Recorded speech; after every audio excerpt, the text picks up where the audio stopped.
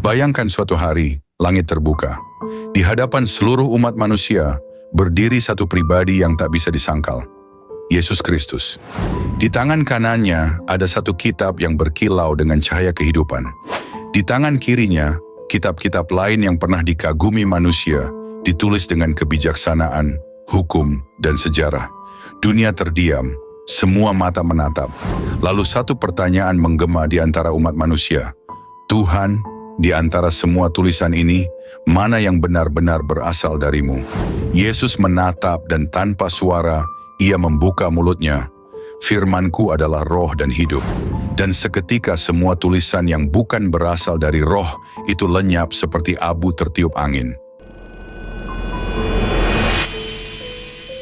Pada mulanya bukan ada tinta, bukan ada bahasa, bukan ada doktrin. Pada mulanya ada firman. Yohanes 1 ayat 1 berkata, pada mulanya adalah firman. Firman itu bersama-sama dengan Allah, dan firman itu adalah Allah. Itulah asal mula segala sesuatu, bukan tulisan, tapi pribadi. Firman itu tidak hanya diucapkan, ia hidup. Ia berjalan di antara manusia. Ia menyembuhkan yang hancur, mengampuni yang berdosa, dan menyingkapkan kegelapan. Yesus tidak berkata, aku membawa firman. Ia berkata, aku adalah firman itu. Inilah yang membedakan Injil dari semua ajaran manusia. Injil bukan buku yang ditemukan, melainkan kehidupan yang diwahyukan. Ia bukan sekadar huruf, melainkan napas Allah yang menjadi manusia. Yesus datang bukan membawa peraturan, tapi penebusan. Ia tidak menulis kitab hukum, tetapi menulis kasih dengan darahnya di atas kayu salib. Injil lahir bukan dari pena manusia, tapi dari peristiwa penyaliban. Itulah inti. Firman yang hidup mati agar manusia yang mati bisa hidup. Sementara dunia mencari Allah lewat tulisan, Yesus datang menunjukkan Allah lewat kasih. Itulah mengapa ia berkata, barang siapa telah melihat aku, ia telah melihat Bapa. Yohanes 14 ayat 9. Injil bukan sekadar pesan tentang Tuhan. Injil adalah kehadiran Tuhan sendiri. Yesus berkata, domba-dombaku mendengarkan suaraku, aku mengenal mereka dan mereka mengikuti aku. Yohanes 10 ayat 27. Suara Yesus tidak sama dengan suara dunia. Ia tidak menakut-nakuti, tidak mengancam, tidak memperbudak hati. Suara itu lembut tapi berkuasa, sederhana tapi mengguncang hati. Dan setiap kali suara itu berbicara, jiwa manusia mengenal asalnya. Karena roh kita diciptakan untuk mengenali Sang Pencipta. Banyak tulisan mengajarkan tentang moral, disiplin, dan kesalehan. Tetapi hanya suara Yesus yang membangkitkan jiwa dari kematian rohani. Hanya Injil yang membawa kehidupan kekal. Karena sumbernya bukan manusia, melainkan Allah sendiri. Dunia sibuk menulis tentang kebenaran. Tetapi Yesus tidak menulis teori. Ia menjadi kebenaran. Akulah jalan, kebenaran, dan hidup. Tidak seorang pun datang kepada Bapa kalau tidak melalui aku. Yohanes 14 ayat 6. Injil bukan catatan tentang bagaimana mencari Tuhan. Injil adalah kisah tentang Tuhan yang mencari manusia. Perbedaan inilah yang paling dalam. Tulisan manusia berusaha menjelaskan Allah, tapi firman Allah datang menjelma untuk menyelamatkan manusia. Itulah sebabnya Injil tidak bisa ditandingi oleh buku apapun di dunia. Ia tidak sekadar memberitahu apa yang benar, tapi menuntun kita kepada Dia yang benar.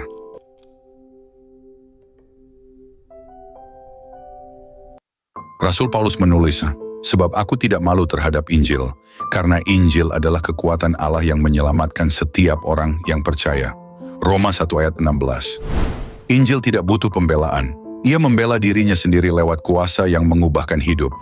Di setiap bangsa, di setiap generasi, Injil tetap menghasilkan buah yang sama.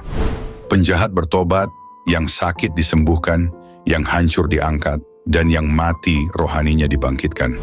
Kitab manusia bisa mengatur perilaku, tapi hanya Injil yang mengubah hati. Karena Injil bukan teori, tapi kuasa Allah yang hidup di dalam Roh Kudus.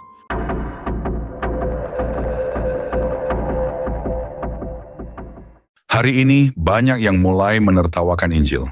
Nama Yesus dijadikan lelucon. Firman Tuhan dipelintir agar sesuai keinginan dunia. Mereka berkata, semua kitab sama, semua jalan menuju Allah, tapi Yesus berkata, langit dan bumi akan berlalu, tetapi firman-Ku tidak akan berlalu. Matius 24 ayat 35. Dunia marah saat agamanya dihina, tapi dunia diam saat Injil direndahkan. Namun Yesus tidak akan diam selamanya. Ia akan membela namanya sendiri, sebab Injil bukan sekadar tulisan manusia. Injil adalah napas Allah yang kekal.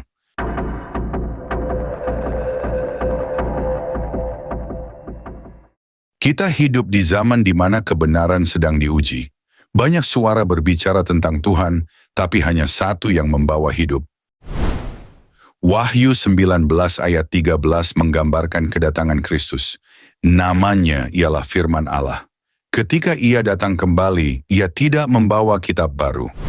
Ia datang membawa firman yang pernah ditolak dunia. Dan dari mulutnya keluar pedang tajam. Bukan untuk menulis ulang, tetapi untuk menghakimi segala kebohongan. Pada hari itu, manusia tidak akan diuji berdasarkan agama yang diikutinya, melainkan berdasarkan hubungannya dengan Sang Firman. Injil adalah cermin. Ia tidak hanya menunjukkan siapa Allah, tapi juga siapa diri kita sebenarnya. Ketika kita membacanya, kita melihat luka, dosa, dan kebusukan hati kita sendiri. Namun di balik semua itu, kita juga melihat kasih yang tidak menyerah. Injil berkata, Anak manusia datang untuk mencari dan menyelamatkan yang hilang. Lukas 19 ayat 10. Injil bukan datang untuk menuduh, tapi memanggil pulang. Bukan untuk menghakimi, tapi menebus. Sejak ribuan tahun, banyak yang mencoba menghapus Injil. Kerajaan jatuh, penguasa berganti, tapi firman Tuhan tetap berdiri teguh. Rumput menjadi kering, bunga menjadi layu, tetapi firman Allah kita tetap untuk selama-lamanya. Yesaya 40 ayat 8. Karena firman yang hidup tidak bisa dibakar, disensor, atau dimusnahkan. Ia hidup di dalam hati orang-orang yang percaya.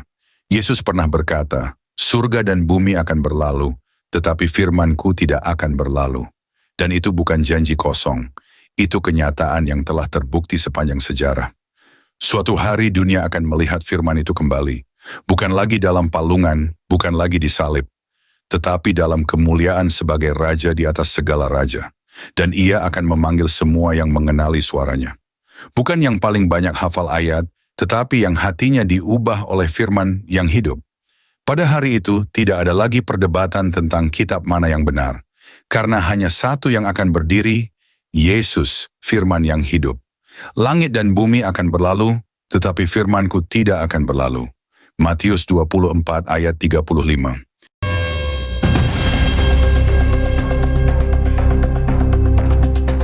Dan pada akhirnya, dunia tidak akan diukur dari seberapa banyak ia menulis tentang Tuhan, melainkan dari seberapa dalam ia mengenal Dia yang adalah firman itu sendiri.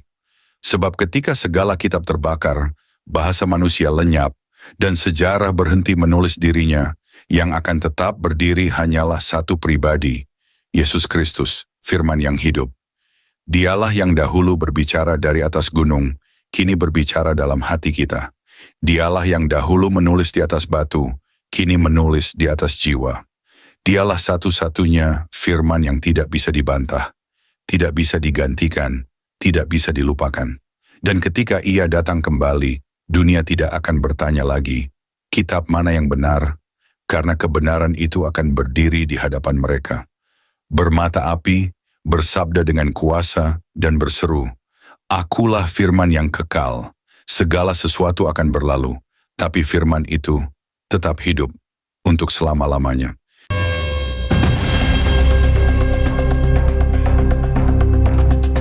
Saudara-saudari terkasih dalam Kristus, terima kasih sudah mendengarkan renungan firman Tuhan sore ini.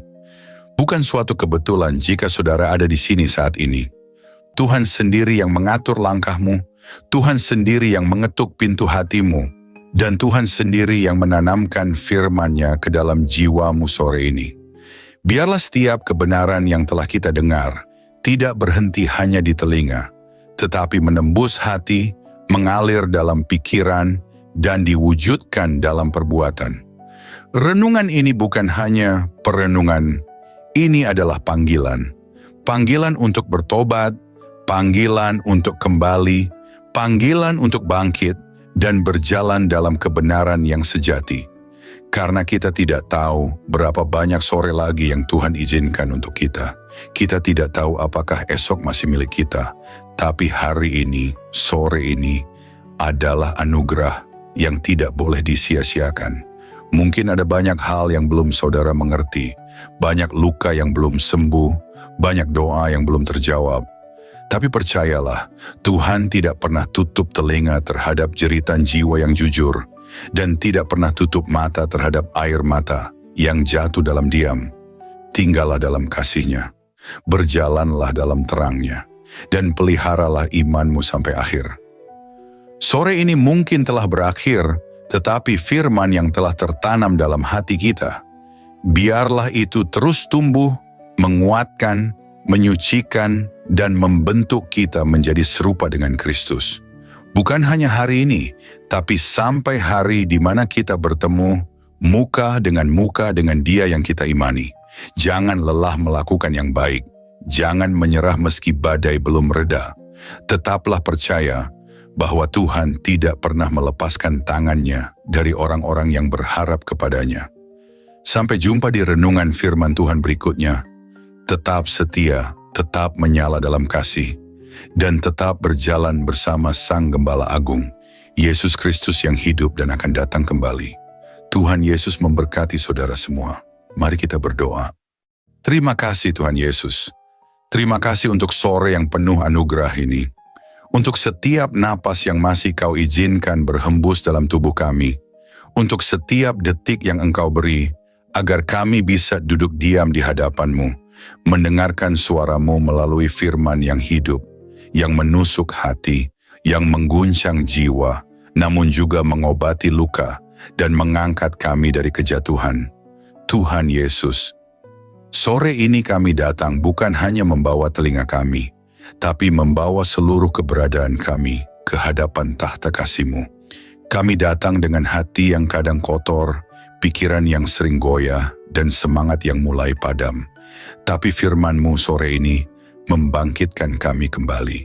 Engkau berbicara bukan hanya lewat huruf dan kata, tapi lewat roh yang menghidupkan. Kami tahu Tuhan, seringkali kami mengabaikan suara-Mu. Kami terlalu sibuk dengan dunia, terlalu sibuk mengejar yang fana, hingga lupa bahwa Engkaulah sumber kehidupan sejati. Namun hari ini kami diingatkan lagi, bahwa tak ada satu pun dalam dunia ini yang lebih berharga dari hadirat-Mu. Engkaulah mutiara yang mahal, harta terpendam yang layak kami tinggalkan segalanya demi mendapatkannya. Ajari kami untuk mencintai-Mu lebih dari segala yang kami miliki. Terima kasih karena firman-Mu menegur kami, bukan untuk menghancurkan, tetapi untuk membentuk. Karena Engkau tidak membiarkan kami larut dalam jalan yang salah, namun menuntun kami kembali ke jalan yang sempit, jalan salib, jalan pengorbanan, jalan kebenaran. Tuhan Yesus, sore ini kami mengangkat tangan dan hati kami kepadamu. Segala yang telah kami dengar, biarlah tidak hanya tinggal dalam pikiran, tanamkan itu dalam hati kami yang paling dalam. Ubah kami mulai dari dalam, jadikan kami pelaku firman, bukan hanya pendengar setia. Berikan kami hati yang lembut, hati yang sanggup menerima koreksi, dan tidak lari dari cahaya-Mu saat dosa kami disingkapkan. Ajari kami mencintai kebenaran, meski kebenaran itu menyakitkan. Ajari kami berjalan dalam kasih, meski dunia membalas dengan kebencian. Tuhan, jadikan kami terang di tengah kegelapan, garam di tengah kebusukan dunia ini. Dan ketika nanti malam datang, dan kesunyian menggantikan keramaian, biarlah firman-Mu terus bergema dalam hati kami. Biarlah suara-Mu lebih nyaring dari hiruk-pikuk dunia. Dan ketika kami tidur malam nanti, biarlah kami tidur dalam pelukan kasih-Mu. Dengan hati yang sudah dipulihkan, jiwa yang sudah disegarkan, dan semangat yang kembali menyala untuk berjalan bersama-Mu besok pagi. Tuhan, kami tahu hari-hari ini tidak mudah. Kami hidup di zaman yang gelap, di zaman di mana kebenaran dikompromikan, iman diperjualbelikan, dan kasih menjadi dingin. Tapi kami mohon, jangan biarkan hati kami menjadi seperti dunia. Teguhkan kami, tanamkan keberanian dalam jiwa kami. Berikan kami api dari surga yang tidak padam, untuk tetap setia sampai akhir. Kami tahu jalan sempit itu tidak mudah, tapi kami tahu Engkau menyertai setiap langkah yang kami ambil. Meskipun air mata kami jatuh, Engkau mengumpulkannya dalam kirbat-Mu. Meskipun kami berjalan dalam lembah kelam, Engkau tetap setia menggandeng tangan kami. Kami tidak sendiri, kami tidak ditinggalkan. Berkati setiap orang yang mendengar renungan sore ini, dimanapun mereka berada, apapun pergumulan mereka, biarlah kasih-Mu menjamah dan menjawab mereka satu persatu. Angkat yang tertunduk, pulihkan yang remuk, dan kuatkan yang nyaris menyerah. Sore ini, kami pulang dari hadapan firman-Mu, bukan sebagai orang yang sama, tapi sebagai orang yang telah disentuh surga. Kami pulang dengan damai, kami pulang dengan harapan baru, kami pulang dengan keyakinan bahwa Engkau tetap berdaulat di atas segala hal yang tidak kami mengerti. Dan jika malam ini adalah malam terakhir kami di dunia ini, biarlah kami ditemukan tetap setia, tetap percaya, dan tetap memandang wajah-Mu. Kami rindu saat Engkau datang kembali, Tuhan. Kami rindu melihat langit terbelah, malaikat meniup sangkakala, dan Engkau turun dengan kemuliaan. Jadikan kami mempelai yang siap. Jadikan kami gereja yang berjaga-jaga. Jadikan kami umat yang tidak tertidur. Kami tidak ingin Engkau datang tiba-tiba, dan kami masih bermain-main dengan dunia. Bangunkan kami, Tuhan. Sadarkan kami, segarkan kami, dan kuduskan kami hari demi hari. Terima kasih Tuhan Yesus. Segala pujian hanya bagi-Mu, segala kemuliaan hanya bagi nama-Mu, dan segala hidup kami hanya bagi kehendak-Mu. Dalam nama Tuhan Yesus Kristus, Tuhan yang hidup, Tuhan yang akan datang kembali, kami menutup renungan sore ini dengan penuh syukur dan kerendahan hati. Amin. Mari kita berdoa. Bapa kami. Bapa kami yang di sorga, dikuduskanlah nama-Mu. Datanglah kerajaan-Mu. Jadilah kehendak-Mu di bumi seperti di sorga. Berikanlah kami pada hari ini makanan kami yang secukupnya. Dan ampunilah kami akan kesalahan kami, seperti kami juga mengampuni orang yang bersalah kepada kami. Dan janganlah membawa kami ke dalam pencobaan, tetapi lepaskanlah kami daripada yang jahat. Karena Engkaulah yang mempunyai kerajaan dan kuasa dan kemuliaan sampai selama-lamanya. Amin.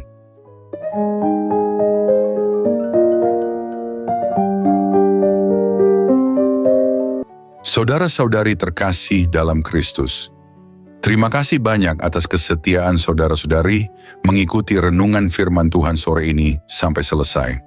Semoga setiap firman yang telah kita dengar, setiap pesan yang telah menyentuh hati, dan setiap doa yang telah kita panjatkan bersama, sungguh-sungguh menjadi kekuatan dan penghiburan bagi hidup saudara di hari-hari yang penuh tantangan ini.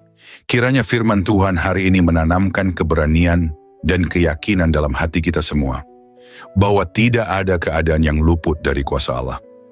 Dalam kegelapan dunia yang semakin pekat, marilah kita tetap menjadi terang yang memancarkan kasih, kebenaran, dan pengharapan yang hanya datang dari Tuhan. Jangan pernah menyerah, sebab Tuhan berjalan bersama kita, menuntun langkah kita, dan membukakan jalan saat kita merasa terjebak dan buntu.